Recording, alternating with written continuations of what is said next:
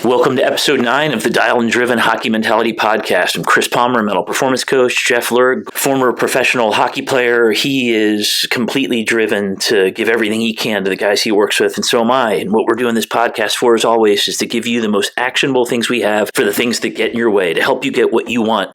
And today we're going to talk about failure, and failure is so difficult. It holds you back or it moves you forward. It's always your choice. You'll hear this theme over and over again. You can be stuck with your thoughts, or you can get better thoughts and you can learn to choose.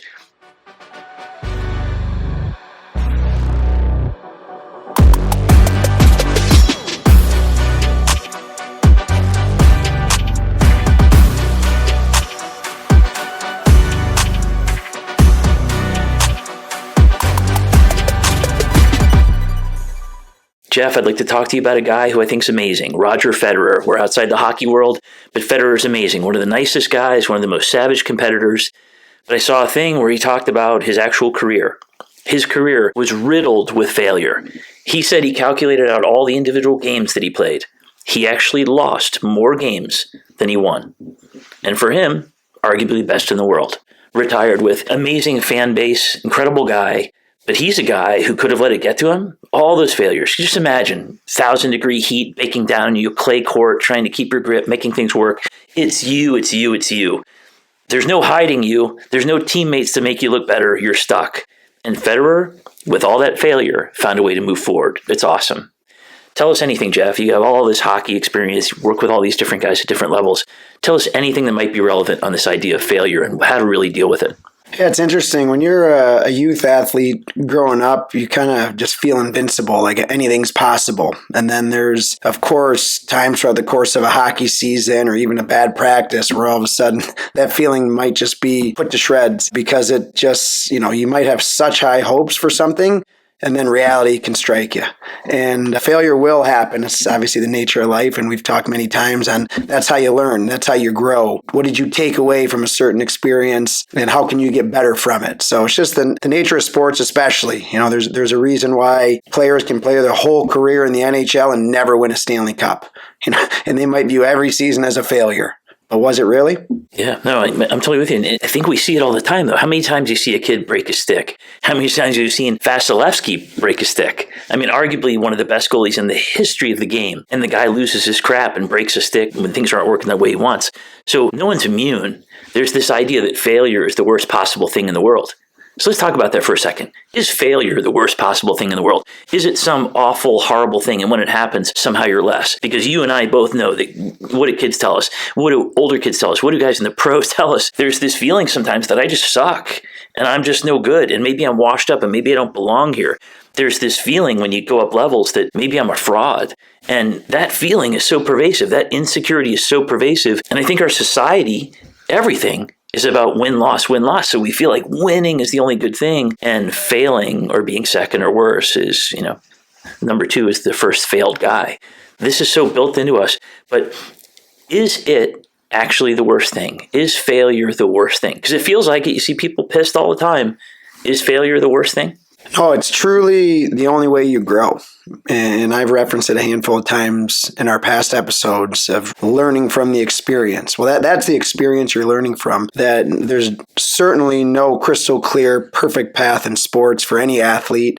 You're never going to go through every year and win every game and have a perfect shift on every shift or always get great feedback from your coaches on every little thing you've done. You're always going to have some sense of adversity or hard coaching or bad shift or bad play, and you're going to have to learn how to learn from it and improve upon it. And so certainly for me, I played the goalie position for 27 years, age 6 to age 33. I didn't win a championship 27 times. It was few and far between. But those moments of glory mean so much because of all those past times of quote-unquote failure. It's really, really hard. And I think it's two different things. I think failure is the worst thing in the world. And I think it's potentially the best thing in the world. And I think it's both. And let's just use a great current day hockey example. Everybody by now has seen the video of Bedard sitting in the penalty box. And there's just this look on his face. And one of the cool things about being a human is you kind of get to read people after a while. And certainly nobody knows his thoughts, but he didn't look happy. He looked frustrated. He looked like things weren't going the way he wanted. And man, that poor guy has had so much grief. People have just ripped him apart. But what's the truth about him? Is Bedard a failure? Bedard's 19 years old right now? He's amazing. he's playing, doing incredible things. And yeah, maybe it's a little too early compared to what he's going to be at 23 years old. He's going to be incredible at 23 years old if he can handle all this crap. But for a 19-year-old guy who would normally be playing in juniors right now, or maybe be a freshman in college, this guy's in the show, man. He's with the biggest, baddest guys in the world, and he's still making it work. And he could have let this just get to him. The broken jaw the first year, getting knocked over. I don't know how many times I've seen this guy knocked over and he just gets right back up. But this guy, he's a great example of using failure to your advantage, because his whole pull shot, that thing that just made people look stupid, when people figured out how to defend against that, he just had to come up with new stuff. And instead of being pissed and bitter and staying in that, he actually decided, I'm just going to spend another hour and a half after practice, and I'm just going to get better at shooting. And things have gotten better. He had that 12-game streak where nothing was happening. It was brutal for him. And of course, people are screaming about, you suck, you're terrible, you shouldn't be there. But he's a great example of resiliency, and where failure actually is probably making him a better player. It's awesome. Yeah, and you see that in other sports, other positions, where a rookie will come out and just light the world on fire. You know, it might be a quarterback, or it might be a pitcher, or even young goaltenders in the NHL. Sometimes they come out and it's just their pure emotion driving them through. And then there comes this period of time where, there's a huge adjustment period. They're sent back to the minors after starting out an NHL career. And a lot of that is just they have to learn how to grow. People see what they need to do to be successful against them. And then there's this period of time, you kind of stated it, where they're failing. And then it becomes, okay, who can actually learn from that and grow from that, and then sustain a long career out of it and find success again on a consistent basis. So very similar to Bedard, where obviously he had one unique skill aspect, but over the long course of games and years at the highest level of play in any sport, you got to find ways to improve on all aspects of your game. I think there's this feeling that winning is so important, and it is really, because when it comes down to it, there aren't a lot of small towns who fill up their rinks when their teams are losing. You've watched juniors games where there might be 60 people from in town who paid to come in because the team's a losing team. But then you get teams that are winning, they're selling out 1,000, 1,500 seats. We like to watch winning. It's built into us. But I think if we want more winning, the way is to redefine failure. If we can redefine failure, we have a chance at actually learning from it and growing from it. And I'm not trying to be some guy who's like, oh, just do better, it'll all be better. No, it's horse crap. It feels terrible. You want to puke up your guts. I talk to people on a weekly basis who say, I suck, I'm awful, I'm terrible, I'm a piece of crap, letting my coach down, letting my team down. And it feels horrible. Like they're stuck in it. You've seen people who show up to your 7:30 lesson in the morning and they look defeated. And you're like, how can you look defeated? You're a great goalie, you're doing great, what's going on? The kid's overwhelmed. I'm not succeeding. I'm disappointing my parents. So I understand this failure thing. I understand this not having things work. But failure is absolutely the only path to getting where you want. And I think if we can start redefining that in everything and see failure as, okay, I know that sucks, but hey, what can we learn from it? What can we do next? If we get to that, which is a huge cultural shift, huge. If we get to that, we have a chance of actually developing kids to be better than we've ever been. Because I can tell you, and you know this too, kids spend so much time, kids at every level, and when I say kids, I shouldn't say kids, grown men in their 20s in the NHL sit and are held back by these thoughts that their failure means they're less. That's not the truth. It's not the truth. It hurts, it sucks to lose, but it's not the truth. Yeah, and sometimes your past experiences can help you gain confidence. Like if you played against a team before and you played really well, you might go into that game thinking and going back on your last experience and kind of having a higher level of belief. There's the other aspect where it might be a certain opponent or a certain rink that you played in that you've never played well, and that could really impact your performance in a negative way. And I know for me, like I said, I was able to play for a long time, so there was a big sample size on some places. Like I know the city of Kalamazoo, Michigan, I never played well there. And I'm talking 15 to 20 game set of sample size in college hockey and then again in the minor pro ranks. And it was, I'd be on the bus on the way to that rink and my thoughts would just be trying to push myself through, forcing myself to believe it, stretching in a different part of the rink or, doing something different when I got there or, taking a lap a different way in warm-ups, all these different things. And I am human. I could never find that secret sauce to play my A+ game. There was times I got out of there with a win, but it was 6-5 in a shootout. And it was just count my lucky stars on my way out the door. And another city in France, I let up 10 goals in Rouen, France. Like I never played well there. I mean, there was some long bus trips home and a long bus rides there as well, kind of wonder, what am I getting myself into again here? So those are true stories and details that many athletes go through, and they apply to other sports as well. You were a track and field star. Like what took place at a track meet or things of that nature? I always ran poorly at University of Florida, always. But at Florida State and Tallahassee, always ran great. Always. I mean, it's so weird. But it's statistically impossible to think that somehow, truly, in the dozens of times I ran at each one of those, that somehow there was really something specially different about those spaces. I was the same guy. It was in my head. For whatever reason, after accumulating a couple of kind of crap-ass runs, I felt like I was a failure. And I felt like, man, there's something about this place. And it's not the truth. It's not the truth. I mean, unless they've got some gauntlet where people are throwing stuff at you while you're running, it's not the place. It's still the same golf course, still the same track. But you can get stuck in these things. And I wish I had more discussion about this whole thing about almost like superstition. But it does make sense that you go to a place, things don't work, you can start to think that's it, and it can grow and become bigger. And it became bigger in my head. I wish I had resolved that. I did resolve it later. There's one resolving I'm really proud of. My senior year in high school, I was at the highest division in Florida, at Lerg High School, and I was ranked number one. I ran this thing where we brought this Southeast Regional thing where we brought a bunch of guys to Florida State, and I won by like 40 seconds. It was really good, and I was ranked number one, but it stayed. I had two guys going for it really, really hard against me, and I folded. I folded with a half mile to go. It was terrible. But I didn't just get third. I folded so bad and got so in my head, I got fifth. Scholarships went away, except for a couple of colleges that still believed in me. But I knew after that, after I had time to lick my wounds and get past that, I'm never going to let that happen again. And I want to make an All-American twice in college, but my best one was my senior year, where I was in the same position, where I knew that I could be in that top five. And instead of me just being all worked up about that, I went back to the only thing you can control, which is doing your job, doing your job. So no longer was the situation something that was holding me back. It was no longer, hey, I can't run well at nationals. I knew that doing my job was the only way, and it worked out. I got fourth behind 3 Olympians. It was good. Maybe not as cool as hockey, but it was good. Yeah, and that's timely for this time of year, end of the year, the hockey season, and state playoffs are taking place, and national championships are taking place, and there's only one winner. So everyone else is a loser. Everyone else is failing in the sense of win or loss as your definition of failure. And it gives many athletes and teams the time to really look back and kind of debrief on your year as a team or as an individual. I know that's what I always did at the end of a season. You put so much energy and effort into it that you have to kind of take your foot off the gas pedal and look back on, okay, let's really take a deep dive on how did this season go? When was I playing my best? What could I improve upon? And then that's when you start to use that failure as a chance to grow.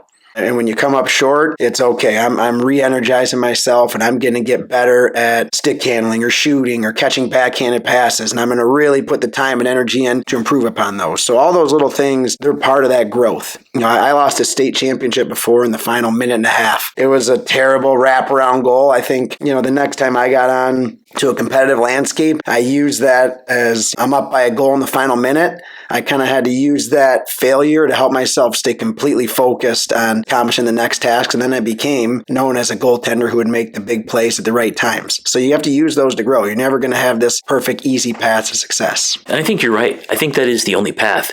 But you're unusually resilient. We talked about this before. You are kind of a unicorn in the world in that you, for whatever reason, whether it was environment or talent or decisions you made, you became a guy that was always like, okay, this isn't working. I'm a problem solver. What can I do? What can I do? What can I do? And you always just decide to be awesome. Like you just really want to do this thing. But I don't think most people live in that world. I think most people live in a world that when they really want something and everybody wants something and everybody wants to win, everybody wants to be successful, everybody wants to be appreciated by the people around them. Nobody wants to disappoint their family, their friends, their wife, their spouse, whatever it is. And we carry this stuff. We're not going to change the culture of this. Human beings, we love to win. But knowing that, to get to where you were, there's a step that I think we avoid all the time. It's a really, really important step. And that's the idea of expressing out how you feel. Because people hold stuff in and it just eats them up. People get ulcers when they hold in crap. People get overwhelmed. For the majority of the world, expression is the way to get out. Finding some way, best friend, best buddy, I don't care if you pray it out, meditate it out, yell it out, write it out, so you can move to where you are. You just did a really good job of moving through it really quick. You're very unusual. But for most of the world, expressing something out, finding some way to get it off your chest, man, this sucks. Going from there, getting it out, and then deciding to move forward and learn from it. That's the path. And that's the path I've seen every time work for people. In your world, it's a little bit different, but you still come to the same thing. Learn from these mistakes. Learn from these failures. Use them as motivation. You say let it out as a means to do that. For some people who may be more introverted, it might be just acknowledge it, acknowledge how bad this feels. I know the emotions, especially during the playoff time of year, really no matter what level, youth to juniors to college to pro, there's an emotional means to those games that when your season's on the line. And when that final buzzer goes or you let up that final goal to end your season, I mean, you feel that pit in your stomach. I mean, you acknowledge it in one way or another. Like, this sucks. Like, I do not like to lose. And that's what really the driving force was.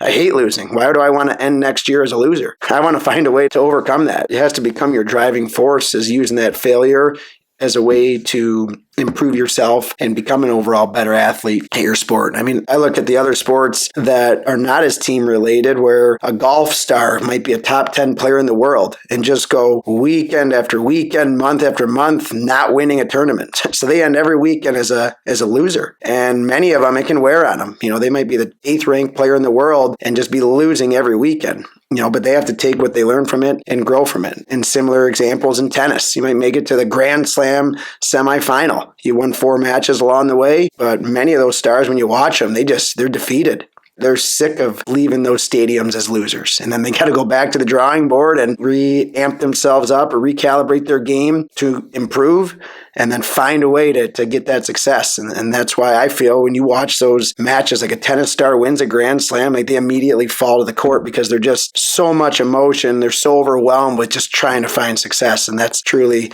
the best feeling that any athlete can have. You make such a good point, because people's ability to express is so different. I met a guy, he's a former professional football player in Canada, and he didn't understand how his daughter could be so upset. I mean, she was just harboring all this stuff because the dad was just, what do you mean express? He wasn't an expression guy at all. For him, he was a guy who just solve the problem. But for him, he did the thing you're talking about. He acknowledged there was a problem. He acknowledged that the failure sucked. He didn't tell the world, but he at least acknowledged it. So it doesn't matter whether you journal it out, meditate it out, pray it out, acknowledge it, whatever it is. You can be private, but somehow, some way, there's got to be acknowledgement that this sucks, and what are you going to do now? And it's great because whether you're private about it and keeping it to yourself or expressing out with a mental performance coach or your coach, one of your friends, your team, making peace with that, because the stuff eats you up. And that just gets in the way. And for everything, it's about trying to get to the point where, okay, this happened, what am I going to do? Let's mention this thing that's really, really common. And it's really painfully common.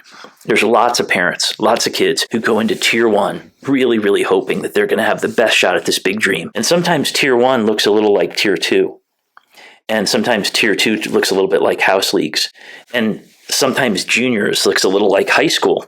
It kind of depends. There's all these things. And sometimes when there's so many opportunities, there just aren't enough kids concentrated in an area. So you get a team that's maybe not so good. And whether it's in Detroit or Chicago or Boston or in Canada, there are going to be situations where you're on a team and you're just not winning. We know teams this year who won 3, 4, 5 games out of 50 and 60 games. It's brutal. My old coach used to say, hey, I know we'd all like this to be more elevated. We like winning not to matter so much, but it does. We want to win some. It just feels good. Tell me anything about maybe how people feel when they're on a team and they just keep getting their asses beat over and over again.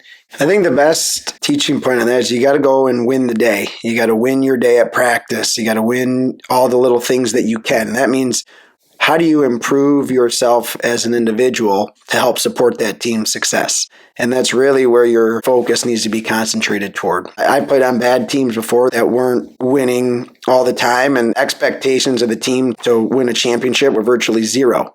But I didn't go into every practice with that mentality of like, oh man, we're never going to win. It was, what can I do to get better and help the team, help our team at least compete to play against that top ranked team? And those are the fun moments of that journey, really. That's what makes sports so fun and enjoyable, is when you see individual growth in your game that's helping supply a positive product to help overall help the team. Youth players, there's no easy path. Sometimes those players who grow up on teams that they just show up to the rink, snap their fingers and win, many of those individuals on that team, they sometimes struggle when they get to the next level because they've never had to deal with failure. All of a sudden, they're playing for a team that has to go out and earn it every shift and earn every point on the weekend, and they've never experienced that chaos that sports provides. So they're all learning lessons and points, but you can only control what you can control, and that's your effort, your attitude, and your individual skill set improving. Yeah. For these parents and the kids who are on this tier one, such a giant group of people, it is really, really frustrating. And you start wondering, what am I doing? And I love your idea that in the end, it's about just being good every day, being good every shift, being good every drill and practice. And in the end, that's what really matters. I mean, Breeze Brought the Lightning talks about the only thing that matters is development and visibility. Well, isn't that exactly what you're saying? Develop, develop, develop. It's almost counterintuitive, but for a goalie, it almost is more helpful to be on a team that's not so good. You get more gunfire. You get more pressure. It's all over you. There is this feeling that somehow, oh man, we didn't win a championship. That's not good. But I've never met a scout who gives a crap about whether your team won state or won nationals. It's whether you can do the job. You know how many scouts I've talked to, and they tell me the same thing over and over again. I can blur my eyes on a Saturday morning tired, and I just look for what's outstanding on the ice. Not who won, not who's going to get the championship, not who's going to get the bid to go to nationals. It's who's outstanding, who's the best on the ice. And sometimes you come to watch a kid, and you see somebody else who's doing amazing. That's how this goes. So every opportunity, especially in places like Detroit and Chicago and Boston, there's these great metros for watching hockey. There's scouts all the time in the area. If you're amazing, even if you're down 10-0, 20-0, in that case of the game recently, 40-something point spread, if a scout at that game saw a guy on the losing team who's still fighting and scrapping and busting his ass in the corners and doing everything he can and being nasty on the puck and communicating on the ice and being positive and not slumping his shoulders, that guy's going to stand out. He's standing out as the loser, right? The loser team. In the end, it really is all about where you're trying to go. And it really is as much of a team thing as it is. It's about everything you can contribute to that team. Yeah, and lastly, in all that, it's finding that love in competition, finding that love in competing. Because truly, if you don't have a love for competing in any sport, you're never truly going to enjoy it. Because the sense of winning and losing is always going to be there, and that can't be where you hang your hat on when identifying success. But if you come to the terms of, I just love competing and giving my best effort, knowing that you can't always control the result, you're going to truly enjoy sports and you're going to find your own individual success. And that's really what it's all about in sports. The success is not identified by making millions in the NHL. Success is when it's your time to go and play, you were fully prepared for that opportunity and you rose up and played at your very best level for the whole length of time of that game or competition. That's success. That's the true measure of what it takes to be successful in sports. That's awesome. I think going back to what you said, you were talking about before how second is always seen as the first loser. But when it really comes down to it, success really is measured by having given every single thing you have for every single thing you want. And I love that. I think that's been your secret sauce the whole way. You went as far as you can go because of that. It's still in your life. You're always trying to improve and do things better for people you work with. So really, it's just a wrap up, just to give people something actionable they can take here. In the end, we all know failure sucks. And our definition of failure is sometimes so horrible that we make ourselves fail more because we're held so down by those thoughts, your thoughts. And we talked today about the way out of this is to really define failure differently, and not in some fuzzy, warm way, and here's your participation trophy. I mean, let's look at failure for what it is. There's not a human being in the world who's been amazing who didn't fail somewhere. I don't care if you're Elon Musk blowing up 3 rockets before the 4th one worked, or if you're the best tennis player in the world and you've lost half your games that you've played, or you're a kid who somehow had a shutout and in the last second somebody snipes you and your shutout goes away. No matter what it is, it's all a process. We all fail. Failure is natural, and failure can either make you live under a bridge or jump off of one, or it can be used as a springboard to get what you want. But the way to do it is to find a way to, at minimum, if you're a quiet person, acknowledge it, pray it out, meditate it out, talk about it, journal it, make peace with it, whatever you are. But if you're a person who can handle talking to somebody else, puke it out, man. Get this stuff off your chest somehow, either privately or publicly, so that it's no longer just eating you up. And once you do that and you get to calm, then you can look at the mission again. What was the mission in all this? It's trying to find a way to go after the big dream, whatever that big dream is for you. Bust your ass, everything you have for everything you want, and find a way to make peace with the failure and see what can be learned from it so you can get what you want. That's the thing for everybody. Nobody wins infinitely, and everybody fails. Jeff, you want to take us out? Awesome point, Chris. Your way to summarize everything we've chatted about. And really, athletes, just enjoy that competition. Enjoy showing up every day with your teammates, if it's a team sport, or for yourself on an individual sport, to give your absolute best effort. Bring your effort and attitude, and everything that you can do is the only thing that you can always control. And we use the phrase stay dialed and stay driven on your goals, because that's really the only thing that's going to help you get over the hump with the failures. And keep enjoying it. Keep competing to your best. Make sure to follow us at Dialed and Driven on social. We look forward to chatting next week. Jeff Lerg! One of the best saves you will ever see. Keeps this game alive. Mentality Podcast, dialed